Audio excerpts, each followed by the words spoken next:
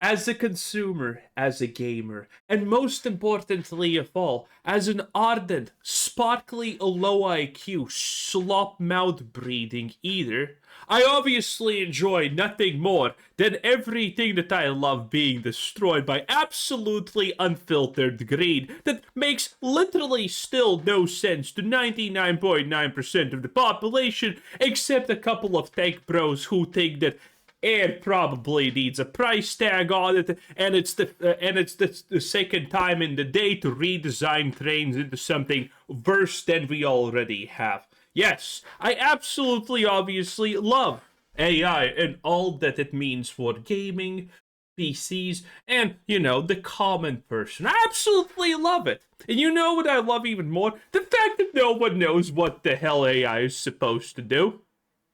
Like, it is the end game. It is the most important thing ever. It's gonna do crazy things, but what are these crazy things? I don't know. As far as I know, no one knows. Well, that's just life, I guess. Consume product, be happy, and I guess consume more expensive product nowadays. And it happened, just as I had predicted. Silver has overtaken Nvidia in the stock market. If there was any time to hit the panic button, now would be it. Get ready to own nothing. The sharp uptick in silver created panic over the weekend. I reported on it in my last video. If you haven't seen that yet, I'll leave a link down below. Also, I don't care about panic any longer in the stock market or honestly anywhere because I'm sorry, when was the last 12-hour time period but there wasn't some kind of magical panic? I don't know. Also, remember when all of the stock market was literally hinged on Nvidia gaining a profit, and then Nvidia dropped roughly 60%, and nothing happened? Nothing happened?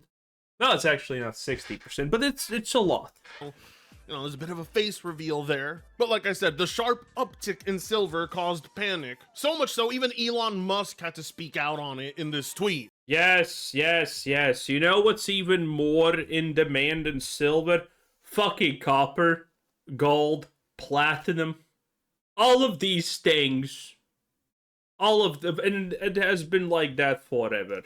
Leading many to believe, are we about to witness another 2008 crash? Nope. Because we saw a similar pattern before. Well, I'm glad to report, surprisingly, that as of this morning, when the stock market reopened, or just a bit before that, silver saw a sharp decline. It went down 10% in minutes. Silver down 10% in minutes. Now we know why. That violent 10% candle wasn't retail selling. It was a forced liquidation event. News confirmed a major bank blew up in silver futures position at 2 a.m. from a missed margin call. 34 billion emergency Fed injection plus forced liquidation algorithm triggered.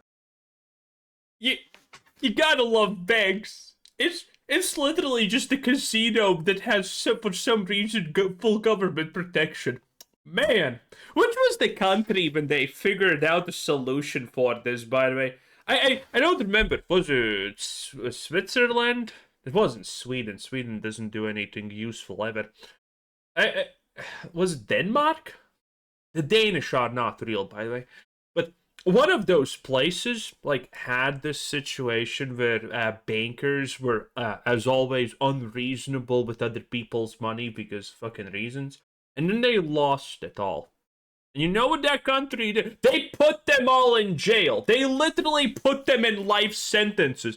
Do you know what's not happening in that country again? Banking issues. It turns out if you stop bailing out these companies that literally are glorified casinos at this point, and you actually, punish people who make these decisions, not pardon them on a regular basis at this point. Turns out people are actually afraid of consequences. It's almost like in the olden times, the idea that you punish thieves with cutting off their arms was a really good idea, actually. When a whale this big gets taken out, the market dumps everything to cover the hole. That's why we saw the 10% wipe out. The interesting part, though, is who funded this? Which bank? Well, apparently, as this story is written, It doesn't even matter because the reality is if all the banks are connected, if one goes under, all of the other ones are going to chain react, go under. So they need bailouts. And guess what? The person who said, let's gamble everything we had, let's be responsible, he probably got a raise. That's my favorite part about this, okay? I'm not saying bring back public executions, but I think it's time. I'm fucking tired of some stupid Nepo babies ruining the world for everyone. I'm tired of the fact that prices are going up. I'm tired of the fact that everything else is not going up. I'm tired of the fact that most people are not gonna own homes or anything like that. Fuck, people can't even actually buy cars. They need to go on a 10-year mortgage or something like that to even get something as simple as a car. I'm tired of all of this. Okay? How about we start fixing things? You know, as in the old ways by the draconic rule of the law? There was a country that created the term draconic laws, okay? Because those laws were pretty strict, okay? Do some minor shit, congratulations, now you're missing a head.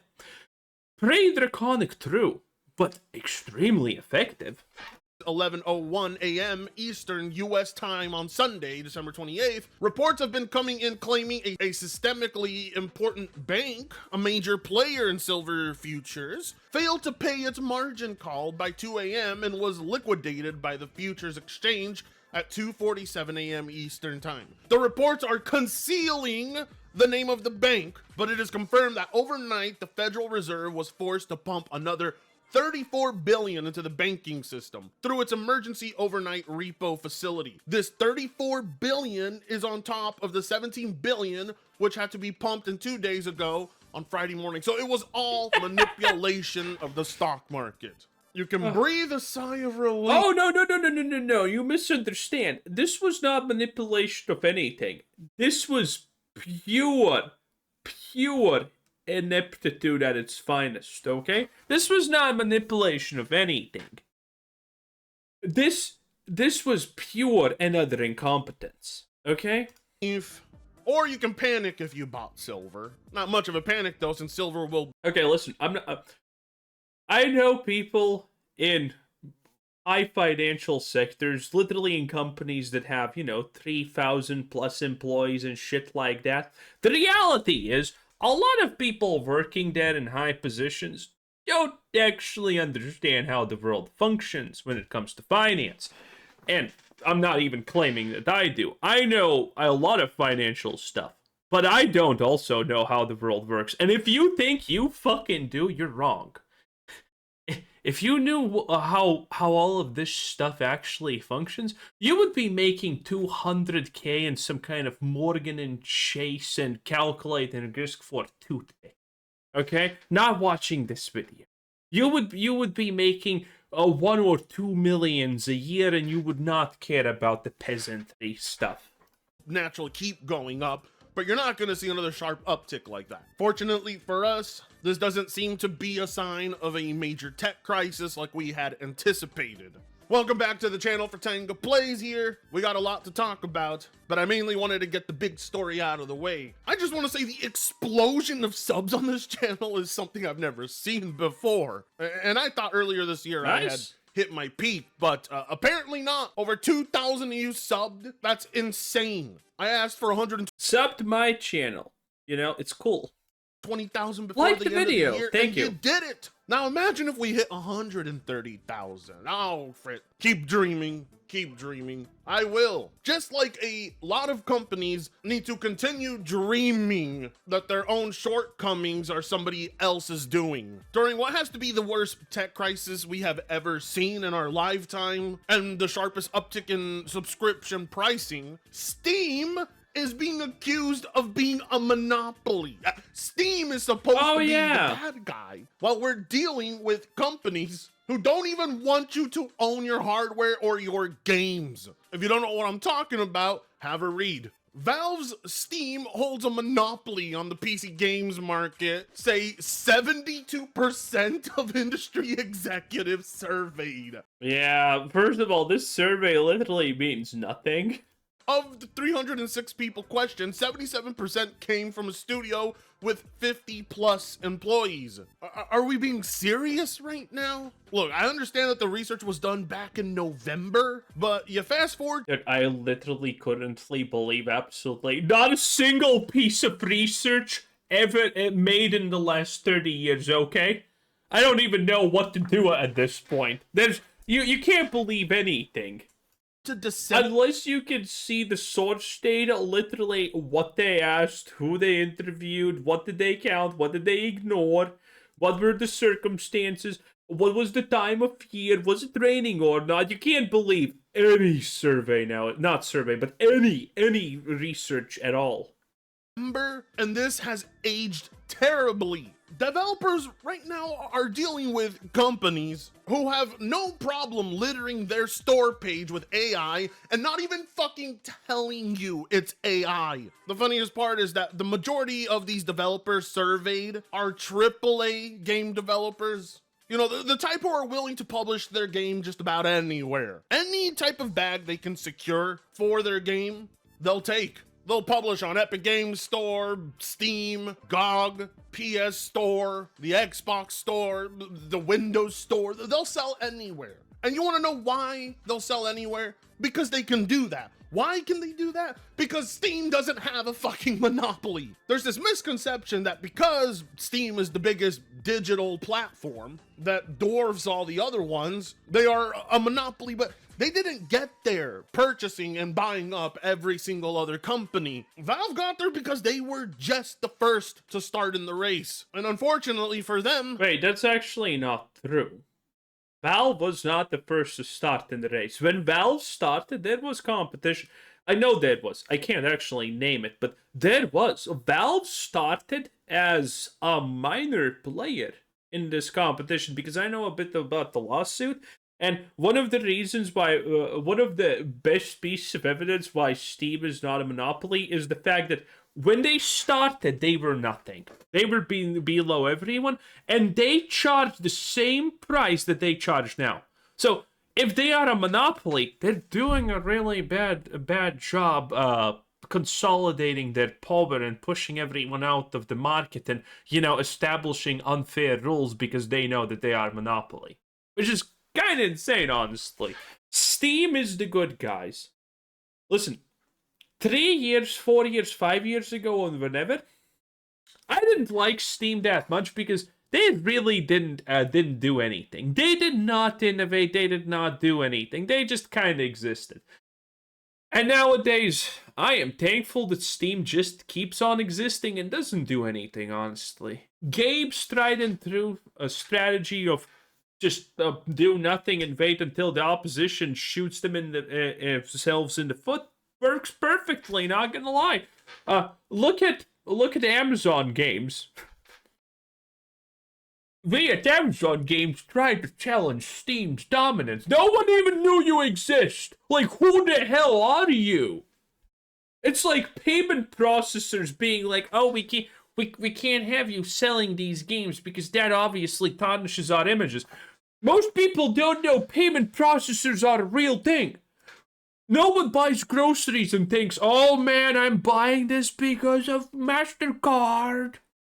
No one thinks that. No one cares. Like, no one even thinks about you on a regular basis. You're just a buzzword.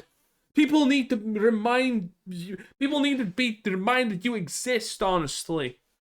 Valve was interested in keeping that position. No one says, oh, my MasterCard or my Visa. People are like, oh, my card. We don't even want to mention your dumb names. So they bettered their services to the point that it was hard to choose any other digital platform. They are simply the best. But most importantly, they're not the only place to publish, not even close. Hell, some developers outright skip Steam because people pay them to not publish there. And these AAA devs they're surveying They know that too, but they want to act like they're being forced to publish on Steam because Steam has taken over the market. They don't know. They have no clue what a monopoly is. These are the people making your video games. Low IQ morons who don't understand anything about the landscape that they even work in. Like, do you understand Steam's origins? Do you even understand how they got big? When you're talking about companies like Microsoft, they literally ate up their competition. They bought out all the competition. Or you look at a company like even Nvidia, who's buying out its competition. Not even those companies are monopolies, but they display the same behavior as a monopoly. Valve doesn't do that. Valve's position isn't anywhere near close to even being able to monopolize a single thing. Like, they don't have the resources to even be one. It's amazing. Gabe Newell has done zero. He's done nothing, and he continues to win. Look at this. Right now, we're going through way, way bigger issues. And game developers want to talk about how Valve or Steam is a monopoly. Bitch, we are dealing with companies like Nvidia, who want to put a 100-hour limit cap on your playtime every month and force you to pay more. Bro, by the way, if you're exceeding that limit, $15 for 5 euros, that's also a ripoff. To get more access to more hours to your own games. Or we got companies like Microsoft, who continue to degrade what was once a great service so that they can nickel and dime everything about it that once made it great, and gradually race on you. I could go down a long list complaining about what every other company does, but you get the point. The only crime Valve has committed here is the crime of providing too good of a service. It's just crazy to me that this is the choice that some analyst made when questioning game devs. Yes, let's all concern over the possibility of Steam being a monopoly. That's the real concern. That's the real question, right? You're not questioning devs on the idea of a company like Nvidia setting an hourly cap on access to people's video games. You're not questioning them about that. You're not questioning them on things like Microsoft wanting to insert ads into people's video games. Some analyst had it out for Valve that day. Right now, there are far more pressing and urgent matters. Someone always has doubt for Valve because Valve just, that does not capitulate. Well, unless it's the payment processors, which are actually the monopoly on the world, because there's only 2 of them. Because Valve doesn't capitulate to all of this woke nonsense and whatnot, typically. That's why someone always has doubt for them, because Gabe just wants to own a 500 million yacht, and I say give him another one, just because he has done such a good job. Because, we can all just laugh at the idea of Steam being a monopoly, because it's not. But some people out there legitimately believe this is the big evil. This is what we need to worry about. It's meant to serve as some sort of distraction. Try to get you to think negatively about something that doesn't really negatively affect consumers quite as much as what other companies are doing. See, now this is where we have to bring up Microsoft, because Microsoft is no longer a company that's about selling video games. Well, I mean, they are still selling video games to you as of this moment, and I have a feeling that they always will, but I love this ad so much. Prices are going to be ridiculous. We're talking $80 games. That's the goal. Possibly even... When you're trying to pander to gamers, there's nothing better than this ad, okay? As a gamer, consumer, avid swap lover, I mean, this ad just panders to my whole existence, Higher. And in a market like that, people are gonna turn to subscription services. I did for a bit before canceling Game Pass. I said, the skyrocketing cost is preventing me from playing brand new games, but there's a service where brand new games release without having to pay that. It was called Game Pass. And that access, that dependency right there, that's Microsoft's strategy. As companies like them, Nvidia, Sony, they eventually... Game Pass is such a massive scam for the consumer, okay? Again, I'm not gonna do it again, but if you're paying for a Game Pass for a whole year, and you are playing less than 5 games a year, you're literally 100% losing money. And if you want to replay a game, because turns out Game Pass literally just puts something on there for like a month and then removes it, and if you want to replay, well, congratulations. You have to buy it because nothing's permanent on Game Pass. So if again, Game Pass is horrible. If you have a game that you want to play again, you have to buy it. You just paid Game Pass, and now you have to pay the cost of the game again because it's no longer on Game Pass.